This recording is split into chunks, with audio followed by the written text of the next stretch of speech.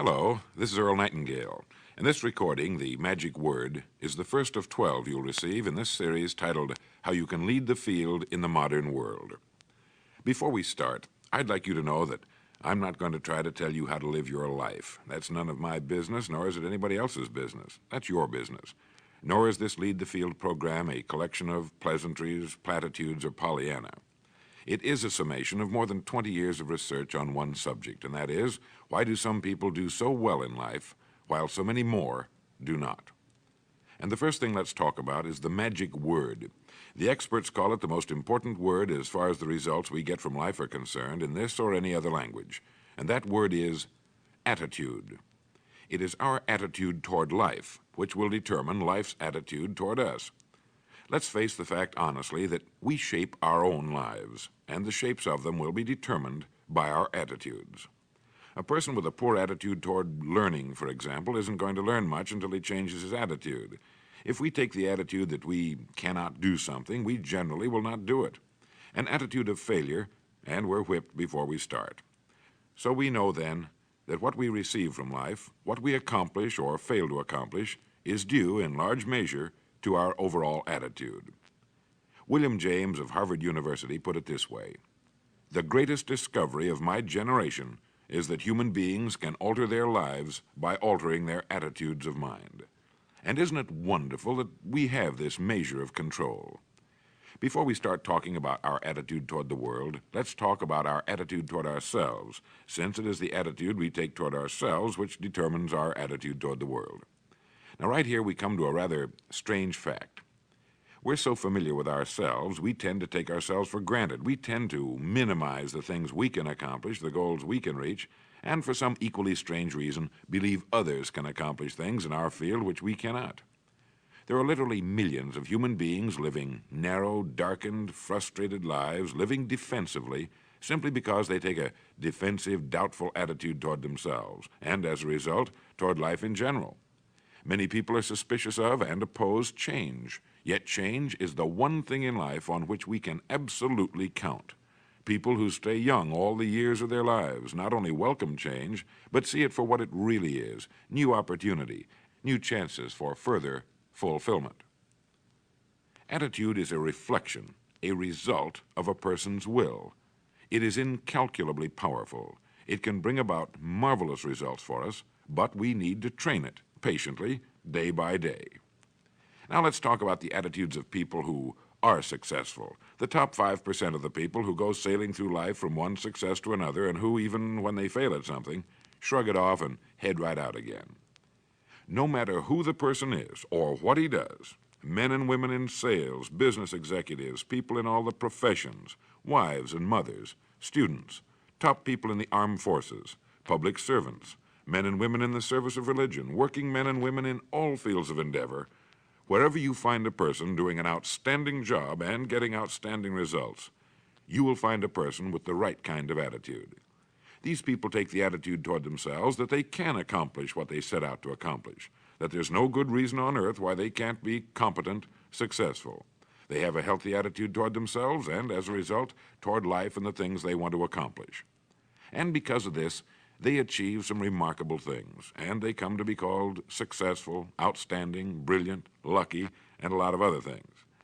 They're quite frequently no more brilliant or outstanding than the majority of the people by whom they're surrounded. But they did develop the right attitude, and they found their accomplishments not too difficult, and many times surprisingly easy, simply because it seems that so few are really trying, really believe in themselves. Successful people come in all shapes and sizes and in widely varying degrees of intelligence, background, and so on. But they all have one thing in common. They expect more good out of life than bad. They expect to succeed more than they fail. If you want something worthwhile, take the attitude that there are a lot more reasons why you can have it than there are that you cannot, and set out to earn it. Go after it, work at it, ask for it, and 9 times out of 10, you'll get it. Our environment is really a mirror of our mental attitude. If we don't like our environment, we have to change our attitude first. Now, the world plays no favorites. It's impersonal. It doesn't care whether we change or not. Adopting a good, healthy attitude toward life doesn't affect the world and the people in it nearly as much as it affects us. It would be impossible to even estimate the number of jobs which have been lost, the number of promotions missed, the number of sales not made, the number of marriages ruined by poor attitudes. But you can number in the millions the jobs which are held but hated, the marriages which are tolerated but unhappy, all because of people who are waiting for the world and others to change toward them, instead of being big enough and wise enough to at least make a test which will prove beyond any shadow of a doubt where most or at least a big part of the trouble lies. Studies made of the lives of literally thousands of successful people have shown that they radiate confidence, assurance, they expect success, and they get success. You can spot these people by the way they walk, by the way they look and act. You can feel it about them when they enter a room. They may be short and fat, or tall and thin, or any combination in between, but they have about them the attitude of success. In the record Greener Pastures, I'll get into this next statement, but right now I want you to realize, if you don't already, that in 5 years or less, you can get right to the top of the work you're now doing. I know this, but the important question here is, do you know this? The minute you do know it, you'll have this right attitude I'm talking about. The easiest and most effective means of forming a good attitude habit is to begin to act as though you have a good, positive, expectant attitude toward life. That's right. Begin right now to walk, act, and look as though you belong to this group. If you're already in the top 5%, you'll know what I mean. If you've never tried it, you'll be amazed at what happens. Actions trigger feelings, just as feelings trigger actions. Now, let me tell you of a little test you can make which will prove beyond any shadow of a doubt that a good attitude can change a person's life as dramatically as walking from a darkened room into the bright, clear light of day. Not long ago, I read a line which went, "Life is dull only to dull people." This is true, but it also could have read, "Life is interesting only to interesting people," or "Life is successful only to successful people." Now, what I'm trying to say is that you must first become, mentally, from an attitude standpoint, that which you wish to achieve. A famous restaurateur was being interviewed by a reporter who asked, "When did you become successful?" He replied, "I was successful when I was sleeping on park benches, because I knew what I wanted to do and that I would do it." In short, his attitude had been one of success, of expecting success, long before the material, the tangible rewards of success had been earned.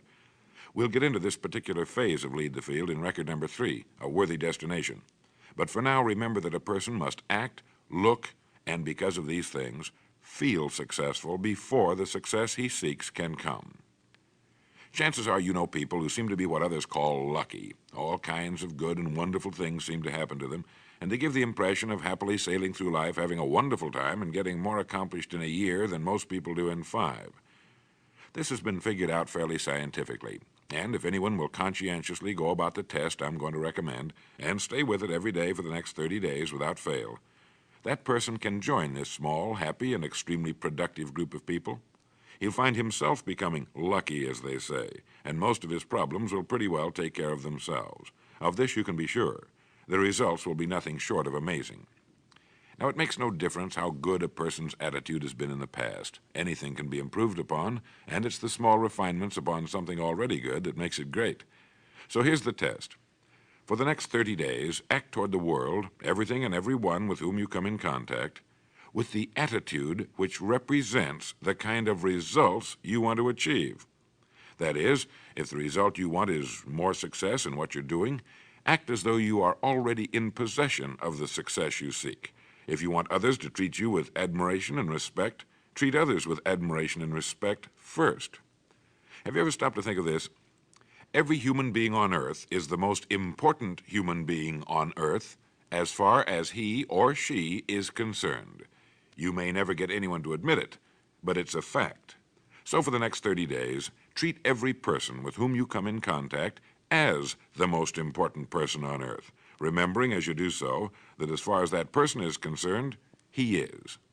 Now, the reason I say treat everyone in this fashion is mainly because this is the way human beings ought to treat each other, and because it will help you form a habit that will bring you amazing and delightful results for the rest of your life. Have you ever noticed that the higher you go in any organization of value, the nicer the people seem to become? You see, the bigger the person, the easier it is to talk to him, to get along with him, to do business with him. Do you know why? It's because he's got a good attitude, and people with the best attitudes just naturally gravitate toward the top. So for 30 days, act toward others and the world at large in exactly the same manner you want the world and others to act toward you. Treat your wife or husband as the person he or she really is, the most important person in your life, and the same with the children.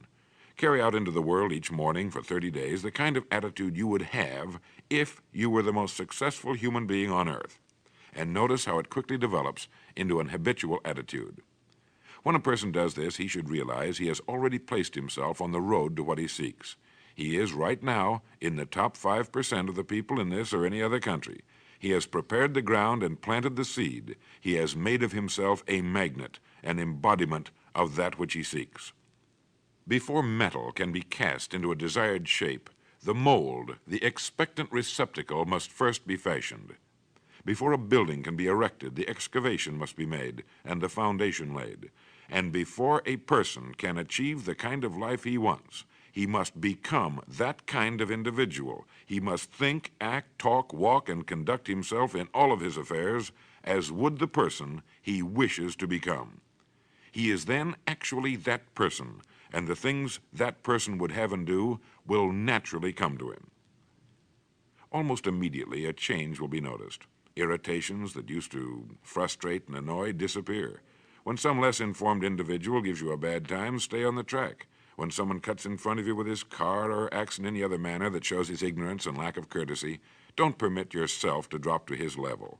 Pity him, for that's what he really deserves. That's the very group a person doesn't want to belong to. And if he acts like them, well, let's face it, he belongs with them. There's nothing in the world that men, women, and children want and need more than the feeling that they're important, that they're needed and respected. They will give their love, their affection, their respect, and their business to the person who fills this need. So the magic word is attitude. And in summing up, a few points to keep in mind. 1, it is our attitude at the beginning of a task which, more than anything else, will affect its successful outcome. 2, it is our attitude toward life which determines life's attitude toward us. 3, we are interdependent. It is impossible to succeed without others, and it is our attitude toward others which will determine their attitude toward us. 4, before a person can achieve the kind of life he wants, he must become that kind of individual. He must think, act, talk, walk, and conduct himself in all of his affairs as would the person he wishes to become. 5, the higher you go in any organization of value, the better will be the attitude you'll find. 6, your mind can hold only one thought at a time, and since there's nothing at all to be gained by being negative, be positive. 7, the deepest craving of human beings is to be needed, to feel important, to be appreciated.